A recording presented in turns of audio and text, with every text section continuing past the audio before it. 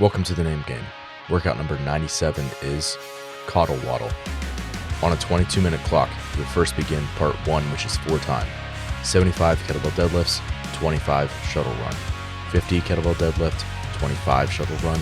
25 kettlebell deadlift, 25 shuttle run. The kettlebell deadlift weight for males is 70 pounds per hand, and for females is 53 pounds per hand. And a shuttle run rep is considered to be 2 lengths of 25 feet. Part 2 starts immediately after the athlete finishes part 1. In the remaining time on the 22-minute clock, find a 1 rep max strict chin over bar pull-up. Your score for event 1 is your time. Your score for event number 2 is the pounds added to the athlete's body weight recorded in pounds.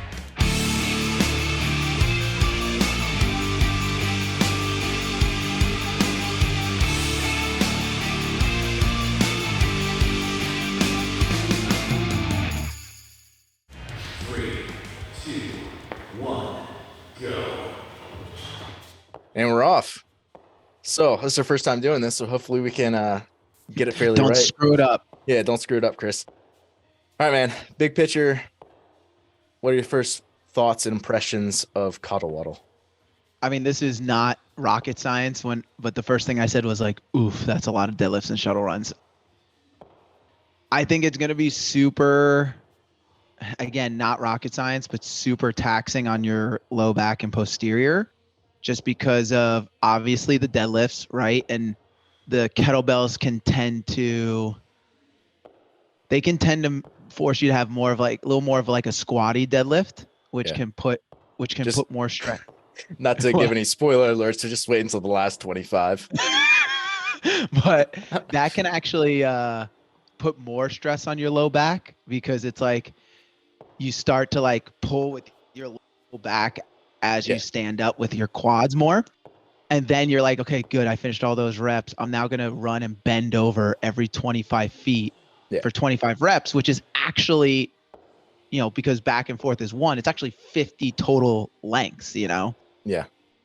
So you're bending over 50 times and doing that for 3 sets. So it's 150 bendovers plus 150 weighted bendovers. So if anyone's watching this, I mean, I would not recommend doing what I'm doing right now. Are you going unbroken? Yes. What an idiot. So, I mean, I definitely didn't quite respect this as much as I should have. Yeah, because it's like 70-pound kettlebells. You're like, 140-pound deadlift. Like, how much is that really? Yeah. You're already waddling. You're already waddling. Yeah. I would recommend people doing what I just did, though, which is like, take like more aggressive chunks on the deadlifts, right? I definitely would break this up. I didn't do that, and I definitely regretted that fairly quickly. However, I would, kind of walk that first length, and then you could also do the same thing on the back end too, where after your basically 24 and a half rep, you walk that last 25-foot length, and that way you can get immediately to work when you pick up those kettlebells again. Yeah, totally agree. Because that allows you to use a rep as your transition, right? Instead of running that length, and like, let's use the last one as an example. Instead of running that length and then getting to the kettlebells and resting anyways, which is probably what's going to happen. It's like, all right, I'm going to walk this last 25 feet, stay upright, use that to relax. And then as soon as I step to the kettlebells, I pick them up. Mm-hmm. Yeah. It's also, I think, a decent strategy to maybe go a little bit more aggressive, because again, on the deadlifts, I should say, because it's like you also have an this might seem small, but you have an eccentric on even the reps you break on, right? What I mean by that is like with deadlifts with a barbell, if you're like, all right, this is my last rep, you're just going to hit the top and immediately drop the barbell, right? Yeah. Whereas if you drop the kettlebells, break your ankles. Yeah, you're going to break your ankles and probably lose your membership at whatever gym you're at, right? So you can't do that. And so it's like you have to bring the weight down anyways. And so again, it seems small, but the eccentric is where a lot of the fatigue sets in when lifting weights. And so to have that on every rep, it's noteworthy. Yeah. Also, like when you do break, like finding a resting posture that actually allows you to relax pretty well. Versus like continuing to hinge over. Like I see people do that all the time. They're like their back's blowing up and they're doing deadlifts and then they like go like hands on knees posture where they're bent in half. I'm like, why is that a good idea? I mean, it might be challenging to like get fully open chested if you're like trying to relax your low back, but like even if you like either stand up or like what I do later on is like I support my hands onto like the dumbbell handles, which is And like like it kind of allows sit you. into like a squat a little bit. Yeah, like a crappy squat with like your knees Yeah, forward so yeah, you can yeah. like deload your back. Like how you would jump over like a box jump over where like the Yep. knees push forward and the heels are up a lot. So paying attention to your resting posture too. Yeah, totally. Because you're so right. It's like I'm resting because I'm tired or because something is hurting, right? And so why would I rest in a position that's going to continue to fatigue the area that doesn't feel good? Yeah, that makes sense. Yeah. And then also like if you just watch my shuttle runs, like they're slow. What a loser. Oh, last one. Here he goes. You can just Tired man. tell by the walk already. So is this my set of 50? Yeah, it has to be. It's a long first set. Yeah. So I mean, yeah, the 25 shuttle runs are not a joke. Like they take, I mean, I finished before the 2 minute mark for the 75 kettlebell deadlifts. Yeah, I think it's fair to say that it takes roughly 3 minutes to do those 25 shuttle runs. Yeah. Maybe even a shade longer.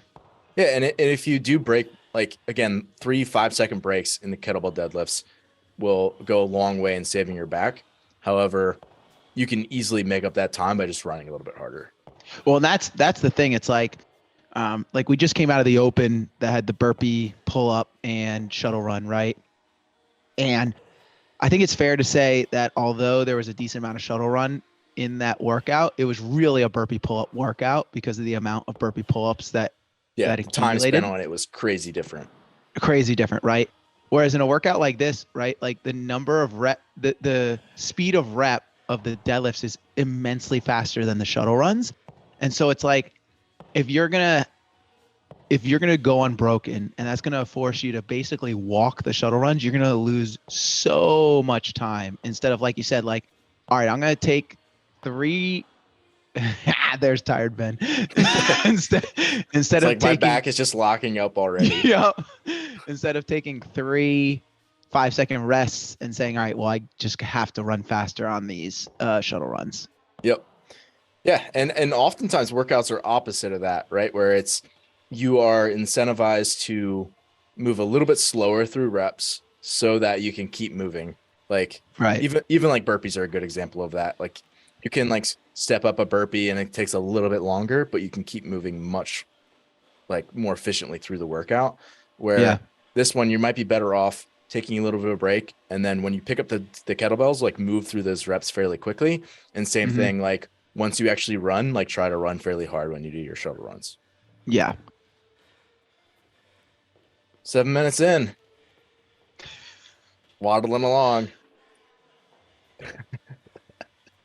Yeah, like at this point, like when you like this is probably the worst my low back is actually blown up in a workout in maybe like definitely like top 3 workouts ever. What a shining endorsement.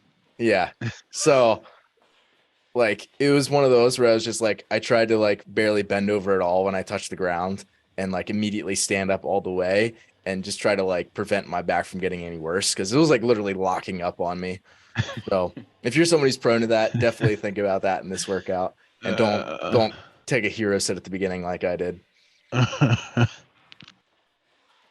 But yeah, that's like that's a very frustrating feeling when you're like the longer you're in the sport, like the less you get bottlenecked by like certain elements of a workout, and where you're like most workouts, it's like, okay, my breathing is the thing where like at least like I have enough systemic fatigue where it feels like I'm working really hard. Whereas like sometimes if you're like, for example, if your grip just goes in a workout or like handstand pushups when they go, it's like you're just staring at Oh, the yeah. wall and you're like, I'm not even tired, but I just can't go. It's Right. like that's almost what happens when your back locks up to the degree that it was here. Is that like at a certain point, it's like, well, I just can't go very hard anymore because I like can't even stand up my straight. body's just shutting down and I can't Yeah. like I can't even go to the point where I'm breathing hard anymore. Yeah, exactly. So, I mean, trying to avoid that to the best of your ability and all these types of workouts is, you know, you're not going to be able to do it all the time, but it seems like we're getting more bottleneck type workouts from Boz, and that's going to be something that understanding even when you go up against that capacity where you can like throttle back a little bit and keep moving forward. Because very easily in a workout like this, I could have just shut it down like halfway through and be like, oh, I'll retest. But I'm already like 75 kettlebell deadlifts in. And it's like, it's hard to know like on the fly, like if I redo this, is it just going to be just as bad with my back blowing up, even with a better strategy? Because I've been more reps into it. It's kind of tough to know that, give or take. Yeah. And I think when we hit these workouts and training, right, it's almost like it's okay to be like, well, friggin' screwed that one up, Yeah, right? And watch just that kind of one. like and just kind of like suffer through it. Again, there's a difference between feeling bottlenecked and fatigued and like, oh, I might hurt myself, right? Like if you're at that point, just stop. But Yeah. But in a situation where it's like, man, I totally botched that strategy, and this is going to take me immensely longer than I anticipated. That's okay, because it's like that's the almost the point of hitting CrossFit, like pure CrossFit style conditioning pieces in training, is to get those reps in terms of, okay, if I see something similar to this, how would I strategize it? Yeah, it's just like So yeah, that's experience. 100%. Yeah, Yeah, absolutely. like that's a big part of like for example, like even people who like race, there's that squatty squatty deadlifts you're talking about. My heels are coming up. Oh, that's so bad. The posterior's gone, bro, especially the back. Yeah. No, actually my posterior was okay. Like my hamstrings are fine. Like Well, it was yeah, just because literally my erectors are so full of blood I just couldn't yep. even function. Well, and again, it's because of that style of deadlift, right? The load is next to you. Oh man, the load the load is next to your ankles instead of out in front of you. So it actually demands more of your low back than your hamstrings as compared to like a conventional style deadlift. Yeah, and it's also like these reps, like I feel like what gets your back a lot is like that little bit of like that hip push through at the top of the rep, combined Yeah. with like pulling your shoulders back. Like Right. for whatever reason, that little bit of the top of the range of motion is what really gets you. So, and like the range of motion is actually cut a little bit short, especially with like the 70s in your hands. Like it's a little bit higher than like a traditional barbell. And then it's like that plus the fact that you can like get your feet really narrow and that your hands outside, like you're not actually hinging over that much. Well, that's also a thing because your feet are so narrow, right? It's almost like, again, harder to have that true deadlift positioning and Yeah, use your it posterior. constrains the movement a little bit where you Yeah. have like less options of what to do. So like once it goes, it's like what's your option? But yeah. But even that it's like I don't know, it's like only doing like top half deadlifts almost is what it feels like. Yeah. And so you don't even have like an extended break No. for that low back.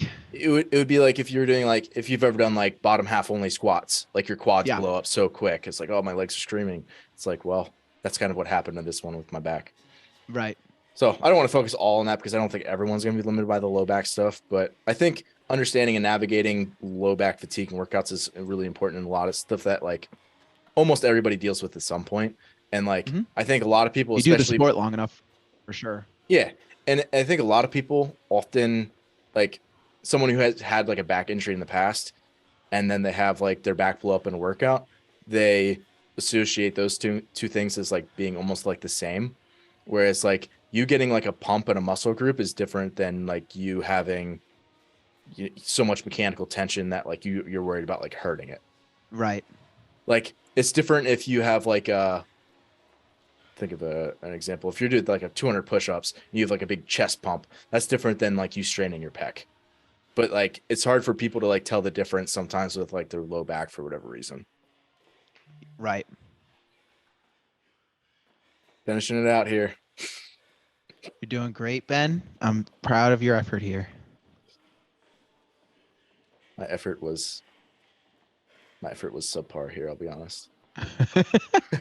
This is in the middle of my deload week too after quarterfinals. Why did you do that? Well, I wanted to film it. We were running out of time for this. Anyway, this is like the last, I want to say, minute or so. So I'm finishing out. But Also, I mean, I really thought going into the weighted pull-up that I was gonna have. I mean, I didn't expect the fatigue to be too much of an issue, but it was just, I think the workout took me a little bit longer than I expected. Because just how it went, but also by the end, like I was saying there, I didn't actually have that much fatigue because besides like what was going on in my back, just because my back was blowing up so much that I just didn't push that hard. now did that bother you at all, like in loading the pull-up? It didn't. It actually kind of felt nice. Like a decompression. Yeah, exactly. It was like one of those like teeter hang up things where you're like hanging upside down. Yeah. Decompress my spine a little bit. 1438 or so. He did it, folks. I'll redo this one and definitely improve on that. Yeah. So we're going to skip ahead here a little bit and we'll go to the pull-up. So you'll see the clock jump every here and there.